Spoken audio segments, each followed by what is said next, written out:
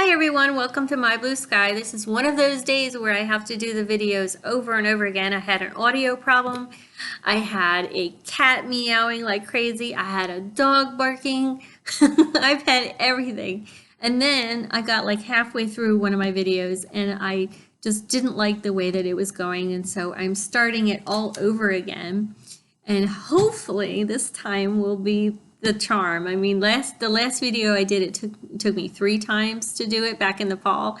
This has been like the afternoon. It's just been so much fun. But anyway, my name is Laurie. Welcome to My Blue Sky. And for those of you who are new here, I'm welcoming you, and I hope you'll consider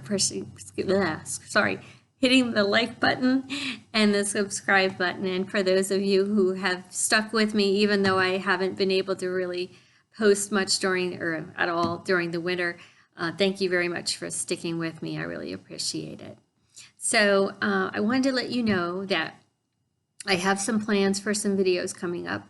And yes, I will be doing a Zazzle video soon. I know I did one before. Go ahead and look at that if you want to. If you are interested in finding out what Zazzle is, or you already do Zazzle, then you'll enjoy that video. And I've gotten a lot of questions about Zazzle, and I do want to get to the point where I can actually do a how-to video or two, because I think that would really benefit some people to be able to see what I do that I think might help them. So, and then I also want to do a series that's based in the Bible, because I found that there's some really interesting things in there that I want to share with you that I think you might find interesting. Whether you're a Christian or not, you still might find them interesting. So today, the original video that I was going to do, I did it earlier and I really wasn't happy with how it turned out. And so I'm just going to do a short video about a different subject. And if you have a Bible, I want you to grab it. You do not have to have a fancy Bible. Look at this. All kinds of stuff going on with mine, right?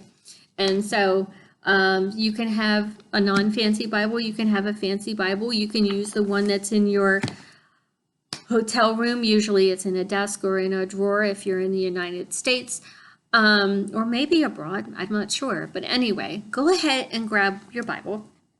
You do not have to know what you're doing. You can go to the index. There's an index in every Bible that tells you where everything is.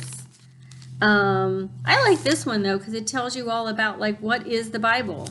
So it's in regular language too. I like that too. But some people like the King James Version because it's got fancy words, these and nows and that sort of thing. But if you have to go to the index, go to the index. It's okay. It's not a problem. So what you're going to look for is the book of Matthew. The book of Matthew. It's in the New Testament. If your index says Old and New Testament, look under New Testament. So you're going to look for the book of Matthew. The Bible is a book of books. It's like a library. It's like a mini library. So anyway, I want you to look for the book of Matthew. And I want you to look for chapter 25. So when you hear like Matthew 25, that's what it means. It's the book of Matthew and the chapter 25. And then also, if you're new to this, if you hear like, if I were to say Matthew 25, 1, it means Matthew 25, verse 1. So anyway, just so you know, because some people might not know. But anyway, so here we are at the book of Matthew, and what is happening here is Jesus is using a story illustration, which he did a lot and which really does help to understand concepts that he was sharing. And so this one is about the kingdom of heaven and the two types of people.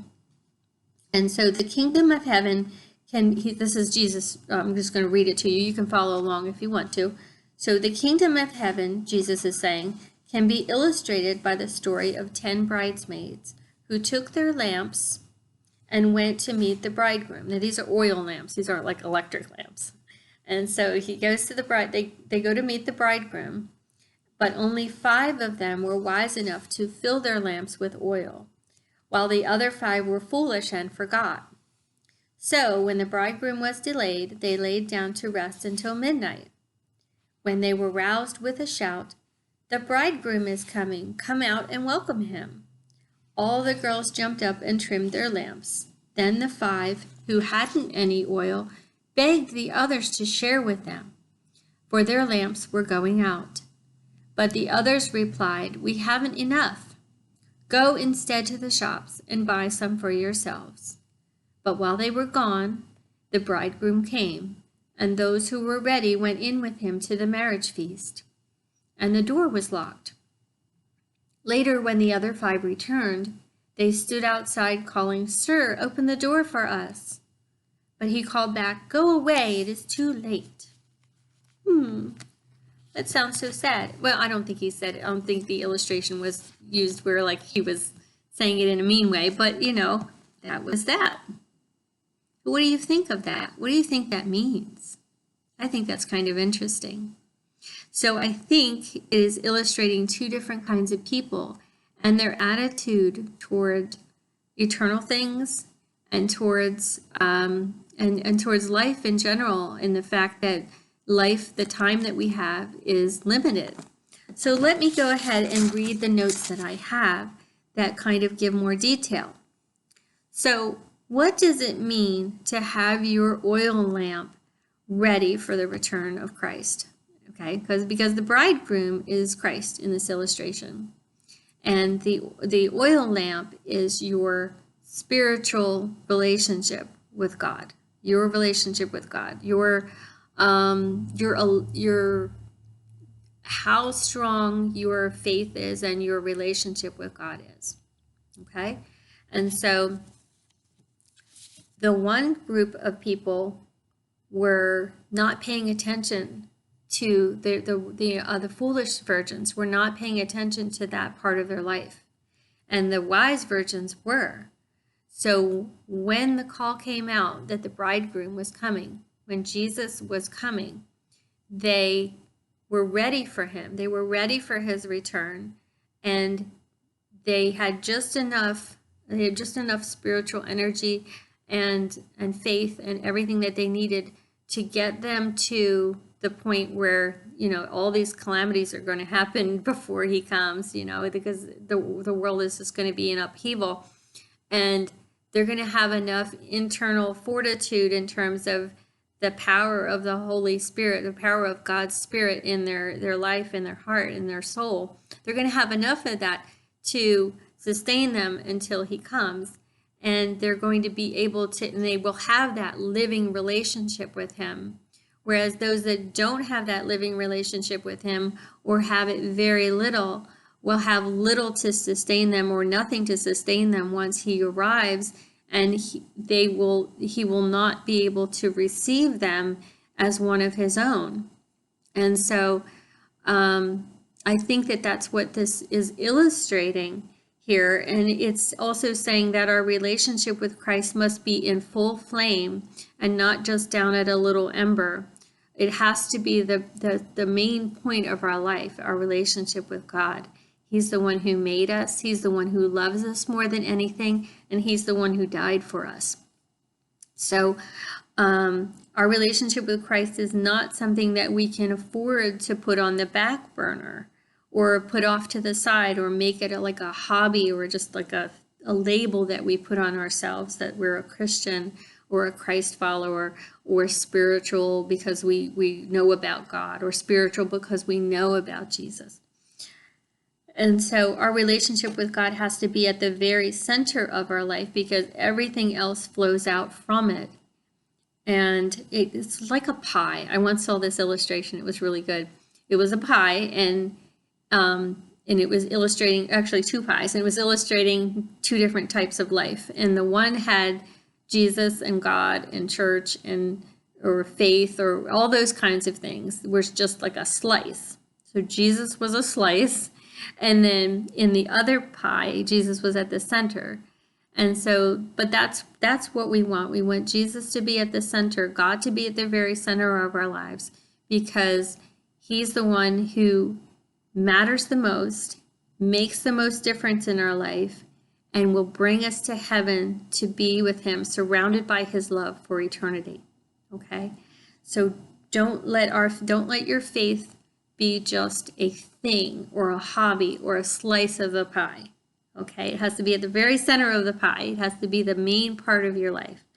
And so our faith and what we believe about Jesus and the fact that we are ambassadors, we are representatives of Christ, meaning we may be the only representation of Christ that other people see in terms of showing God's love, showing God's wisdom in our life and how we conduct ourselves, showing God's mercy in our lives and how we relate to other people.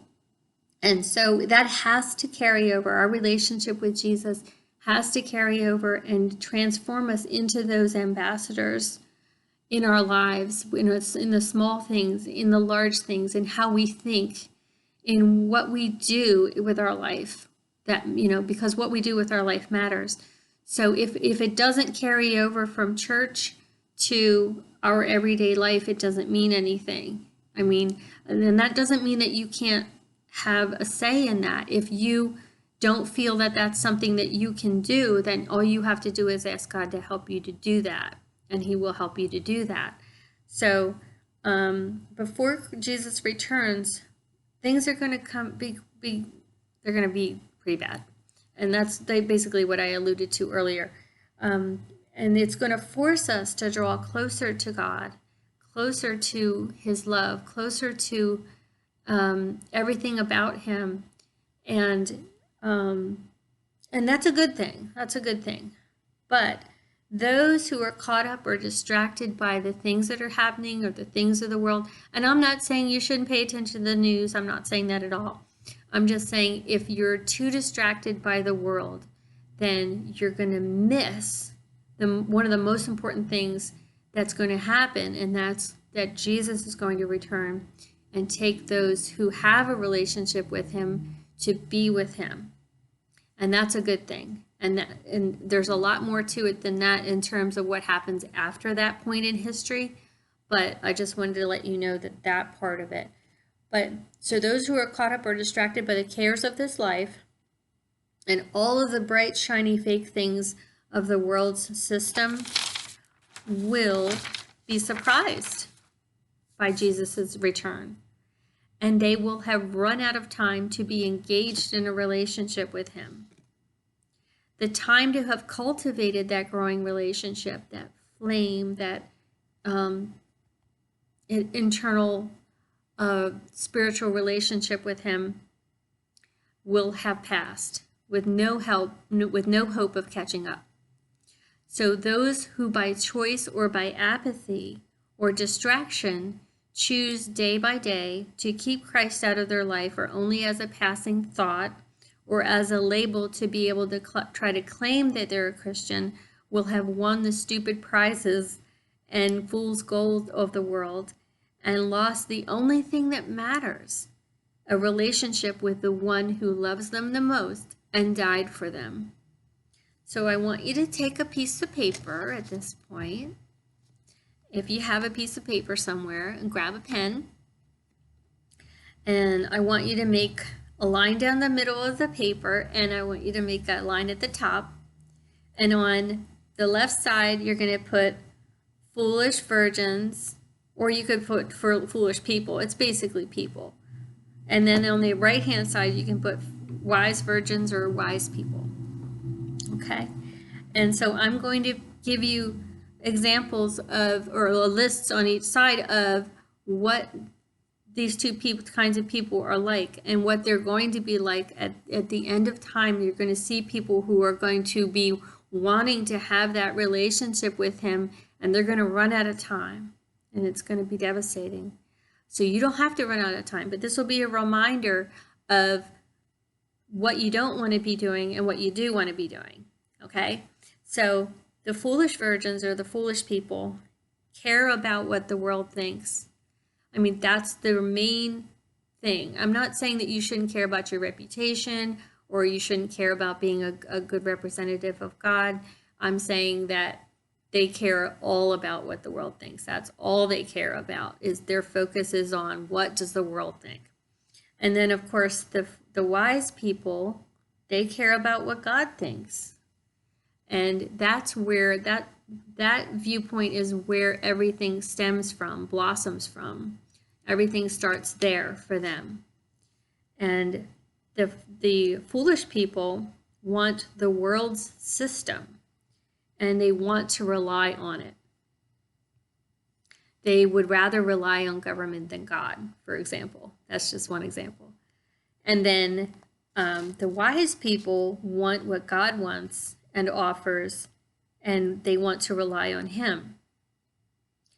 And the foolish people, or virgins, I'm just going to say foolish people because that's basically what it is. The foolish people are focused on momentary pleasures. I'm not saying you can't enjoy your life, but the things of this life are temporary. And then the wise people are living with an eye towards heaven and eternity. They realize that everything that we do here in our life matters for time and for eternity. And so, and then the foolish people know more about the world than they know about God. Have you ever seen these? This is what this makes me think of.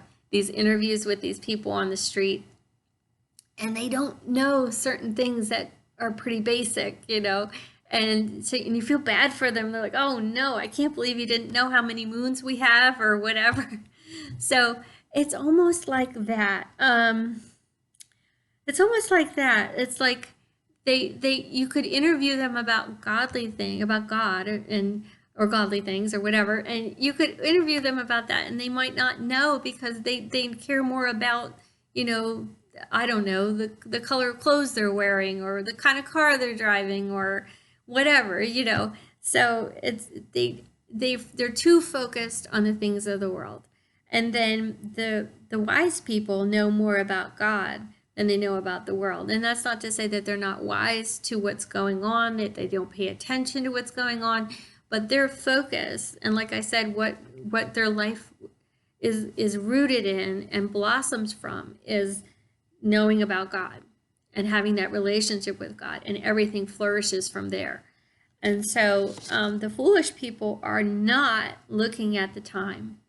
When I was a kid, my dad used to say, and I think about this a lot, I had a really hard time with time when I was a kid. I don't know if you were like that or if you have kids that are like that, but my whole sense of time was totally different for whatever reason.